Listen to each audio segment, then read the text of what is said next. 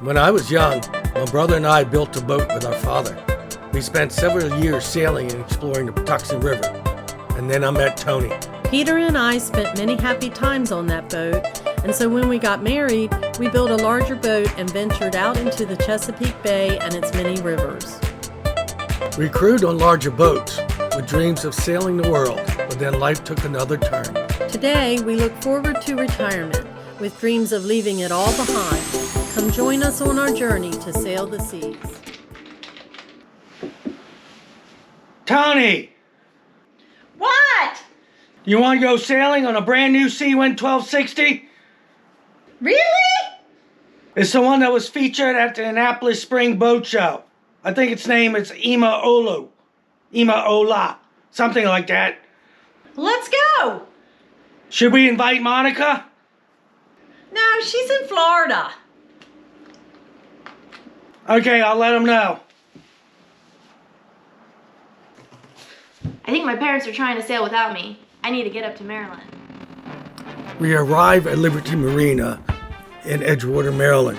Of course, Ima Ola was in the slip, the farthest away from the parking lot.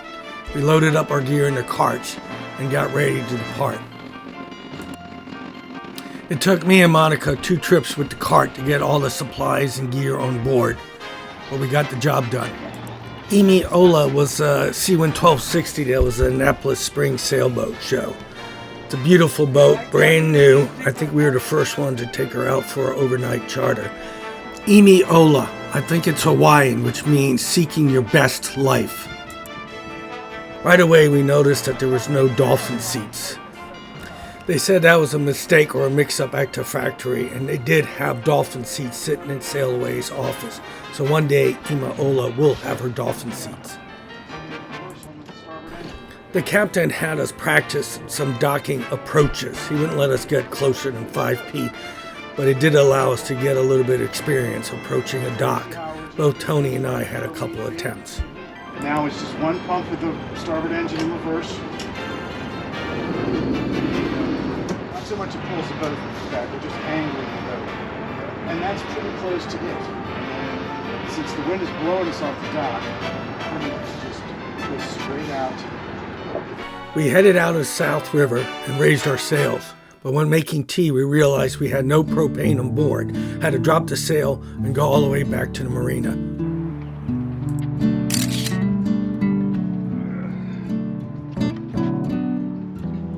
We had the 2 10-pound cylinders filled with propane, and I reinstalled them in the big sail locker on the forward deck.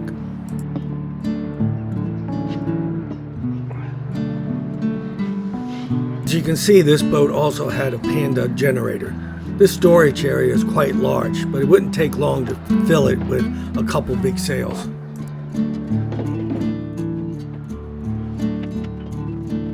If my boat's propane is rigged up this way, the first thing I'm going to do is swap out the old style connection to this new style connection. You shouldn't need tools and wrenches to swap out your propane tank in this day and age. Changing propane tanks out, you normally want to wipe some soapy solutions around the connections just to make sure that there's no leaks. Did you need something? No. Well, I would have waited till we got to make sure we had propane. Is it okay? Yeah. Okay. We made our way back out of the South River, raised our sails, and started sailing south. Yeah, but I'm still enjoying the boat. Well, you should have brought your Snuggies. No, what's it where it's a blanket and you put your legs into it? Snuggles? Snuggie? It's not the Snuggie, it's a Snuggie 2.0. It was early afternoon by the time we got on our way. The winds were kind of light and variable, and we were aiming for Herring Bay for an anchorage for the night. I heard that. I mean it. I kept my iPad on the nav desk, but as you can see, this boat came with a CZone. This CZone is very similar to the one I'm going to get on our boat. This boat also had a 32-inch TV and a sound system similar to what me and Tony are going to order for ours. This boat was brand new, so Monica took the opportunity to do another walkthrough on the owner's hull. Don't we all? That kind of sums up mine and Tony's philosophy for sailing.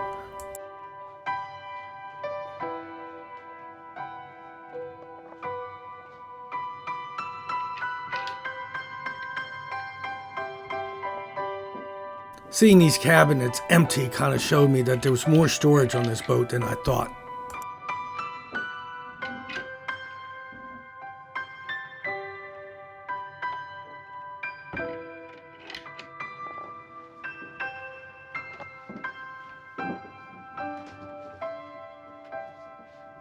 Notice the his and her faience, a must-have for any married couple.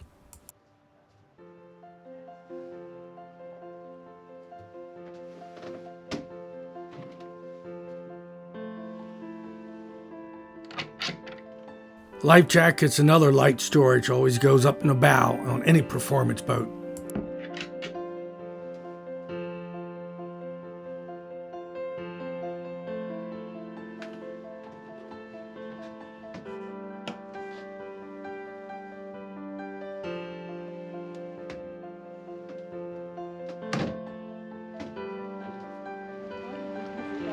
Continued sailing south and then motored into the narrow channels of Herring Bay.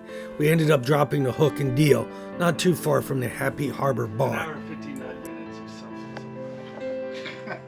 Relaxed in the cockpit after a long day, not all of it necessarily sailing.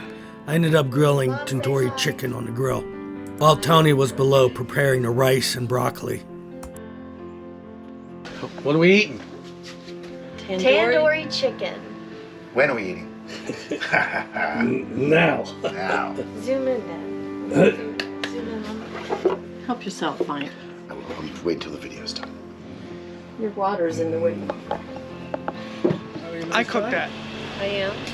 It's a little chilly. How's the weather today. doing? It's rainy. Well, not real rainy, and it's not terribly windy, but it's chilly. But it's good. We were having issues with the battery, so we were running the motor trying to keep the batteries charged. Heading south, we have North Beach, Chesapeake Beach, Browning Beach coming up off to starboard. We're trying to make it to Seawind. The weather is rainy, as you can see. We have a motor sailing. The winds are very light and variable. We really need a scooter.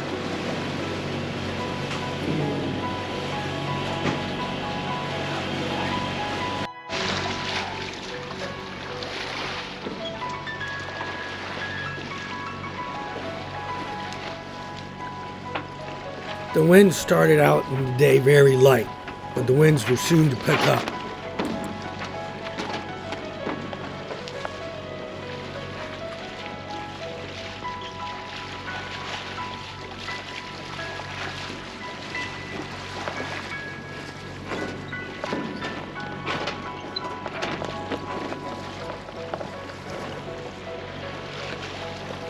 Oh no, here we go again. Where's the cut button?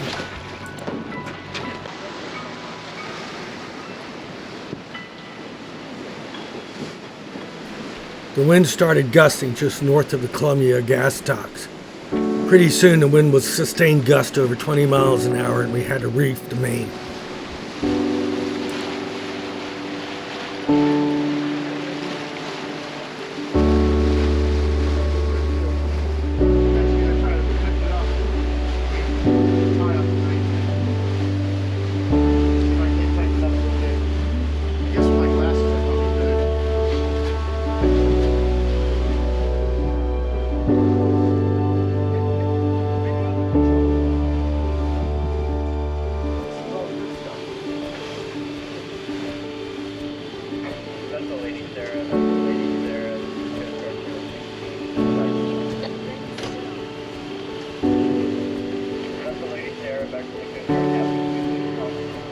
Do you have anything to say?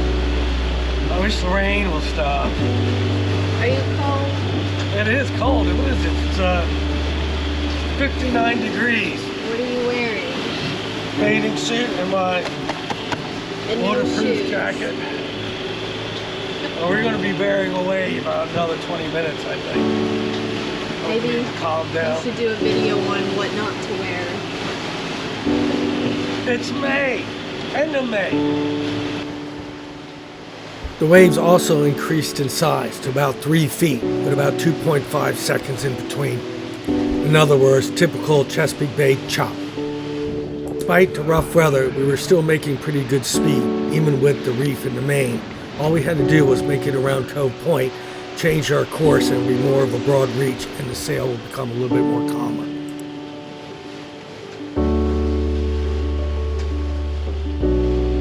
It's amazing how your crew deserts you when the weather turns bad. But this 1260 provided pretty good protection. When it really got bad with the wind and the rain, I just stepped inside of the saloon.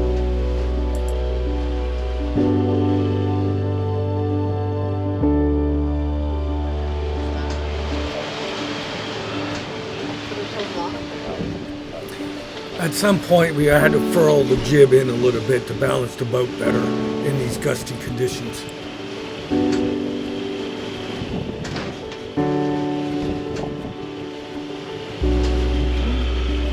The weather started getting worse, but we were almost there. We were making our turn towards Drum Point and into the Patuxent River.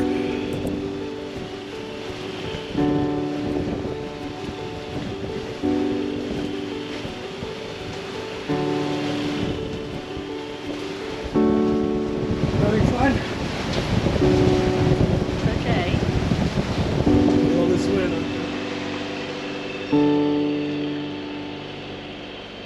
We ended up completely furling the jib and made our turn into the Patuxent River with just a main. We were sailing with the wind at our back, but the motor was still running. We were still having issues with the batteries.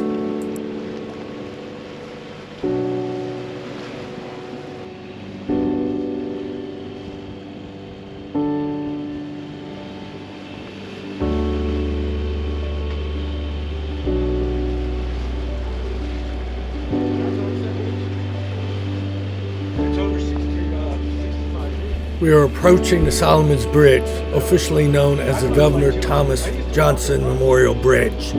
This bridge connects Calvert County and St. Mary's County together.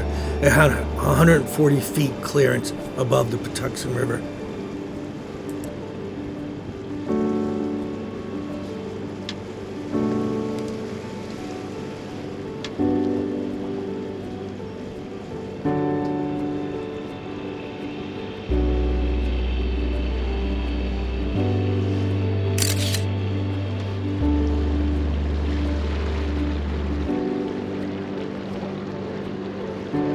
It was a long and rough day of sailing, but the rain eventually stopped and we made it all the way in St. Leonard's Creek into a little creek known as St. John's Creek by Vera's Restaurant, where we had a nice and quiet anchorage for the night.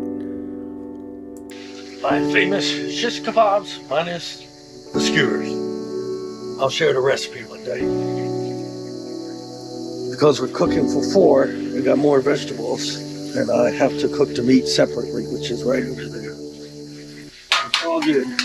A man's grill is never big enough. We are in beautiful St. Leonard Creek.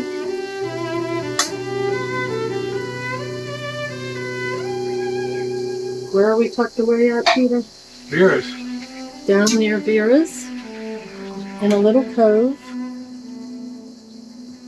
But it is, even though it's a rainy evening, or it was a rainy day, it's starting to clear up, it's beautiful, very serene. Our trifold door, we closed up today when it was so rainy and cold on the passage here.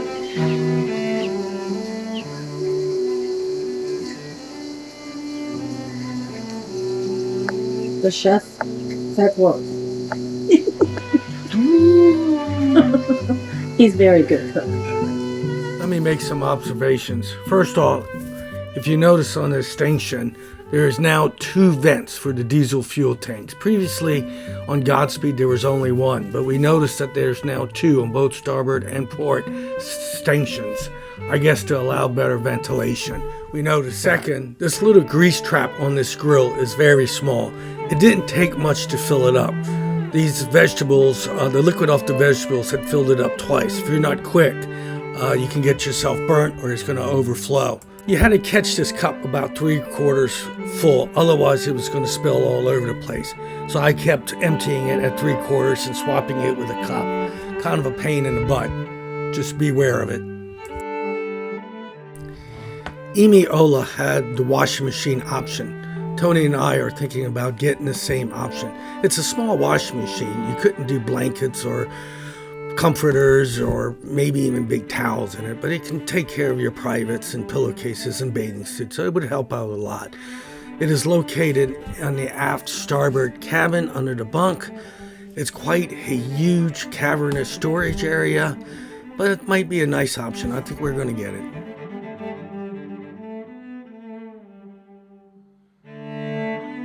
This trip was not without its issues. We're only 2 days into it, but this is kind of expected when you're chartering a brand new boat that really hasn't been chartering on the market that long. The lack of propane was my fault. Usually I would check the propane, like I would check the black water tanks, the water and all that. I did not. That's on me. We did have issues with the house batteries. They wouldn't charge. The second night we did diagnose it and found that the switch on the charge master was flipped off. I don't know if it was tripped or it was ever turned on. Anyway, we turned that on and the batteries did finally come up to charge, so that issue was resolved. But we had issues with the autopilot, a very strange problem that I don't know if we ever figured it out.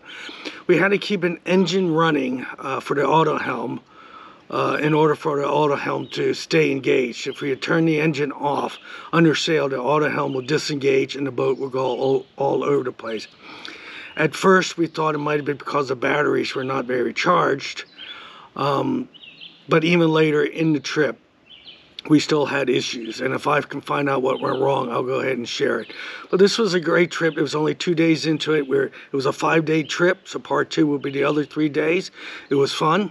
If you like what we're doing, hey, click the like button, subscribe button, tell us what you think, provide comments. A lot of comments are quite helpful, and we'll see you next month with part 2. Thank you very much.